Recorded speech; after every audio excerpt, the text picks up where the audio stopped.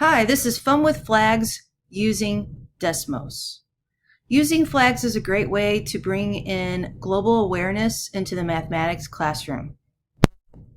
Having students graph with the concept of a flag allows them to build skills that they learned in class, but also to take it one step further and extend into Desmos. So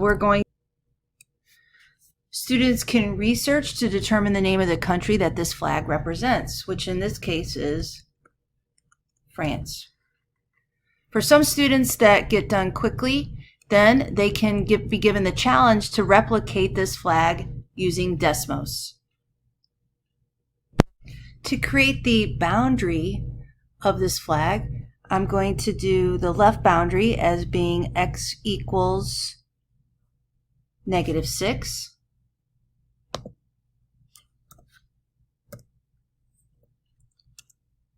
The right boundary is x equals +6.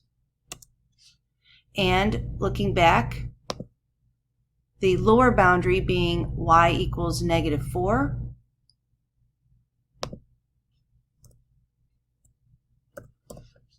And the upper boundary being y equals +4.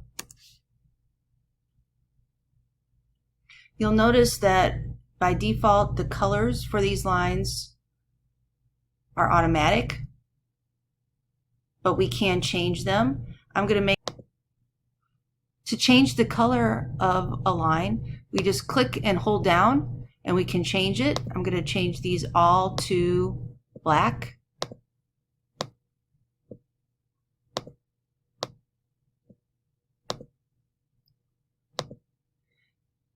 But our line has to be restricted so that we're only going to see the flag.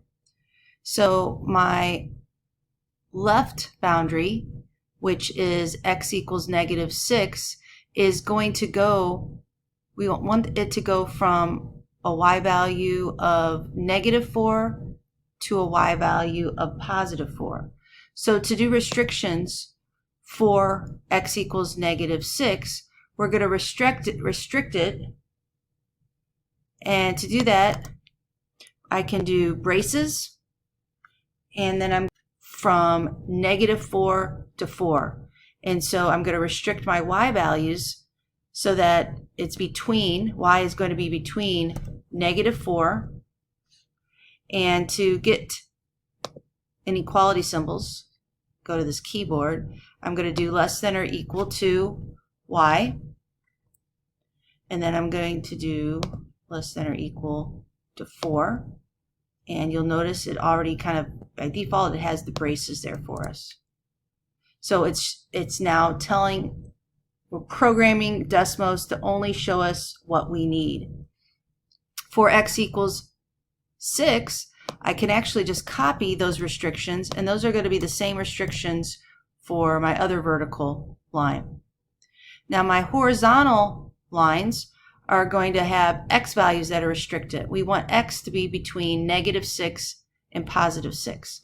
To save time, I'm going to copy this and paste it, and I'm just going to change, so this is between -6 and +6, but I need to change it so that it's restricting my x values. And again, I can copy and paste for the next one as well. So this is going to give me my boundary for creating the outline of our flag. You can always delete lines that get in there for some reason by accident. Now we want to draw in our vertical bars. So if we go back to what we did earlier,